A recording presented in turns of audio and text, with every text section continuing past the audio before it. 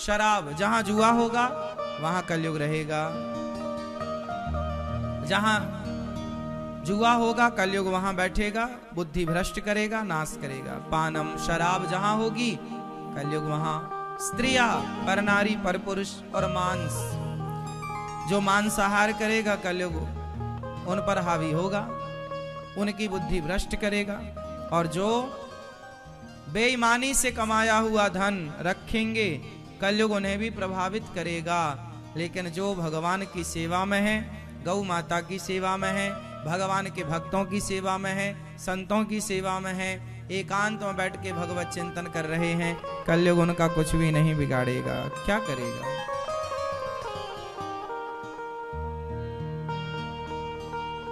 अच्छा बताओ, शनि किसका बिगाड़ता है? शनि लोग नहीं कहते महाराज जी हम पर तो शनि की 7.5 है। शनि किसका बिगाड़ सकते हैं? हाँ, एक आदमी बोला महाराज जी शनि बहुत है हमारे ऊपर। तो किसी ने कहा कि तुम पर शनि है तो एक काम करो, कुछ ब्राह्मणों को काला काला वस्त्र दान करो, काले जूते, काले वस्त्र, काली चीजें।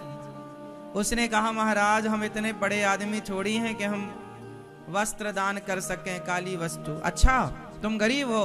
हाँ। अच्छा एक काम करो फिर, तुम काली वस्तु, एक काम करो, काला काला वो आता ना काला धागा, तुम जाओ और काला धागा खरीद के लाओ और दान कर दो काला, तो तुम्हारा शनि ठीक हो जाएगा।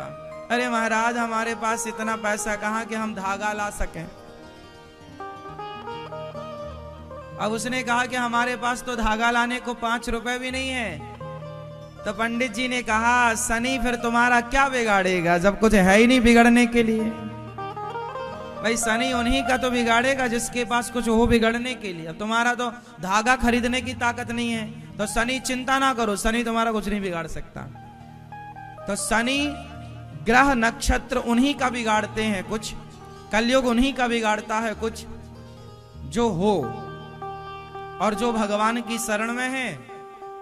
अच्छा देखो, आप क्या कहते हो ये पैसा मेरा, यदि आपने कहा कि ये पैसा मेरा, ये घर मेरा, तो शनि कलयुग बिगाड़ देगा आपका। अच्छा तुम्हारा है ये लो।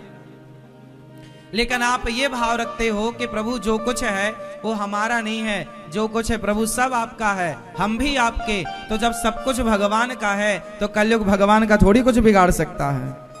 आप ये मान लो कि सब भगवान का है, ये मत मानो कि मेरा है।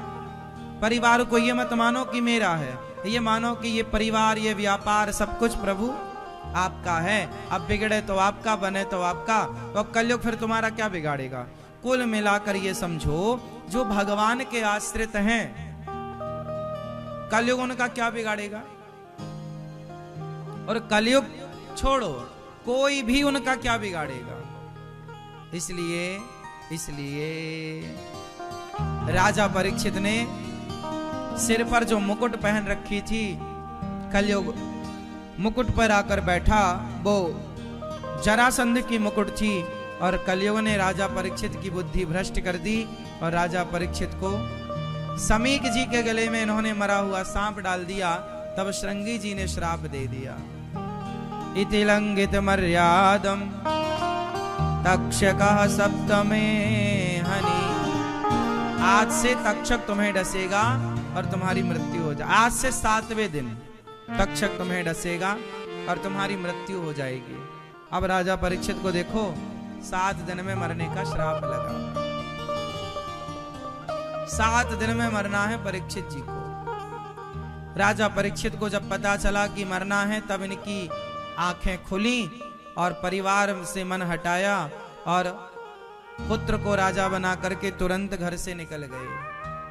जब आदमी को पता लग जाता है कि मैं मरने वाला हूं, तब आंखें खुल जाती हैं। इसलिए हम तो कहते हैं कि आप ये मान लो कि आप मरने वाले हो। आप में से कितने लोग मरने वाले हैं?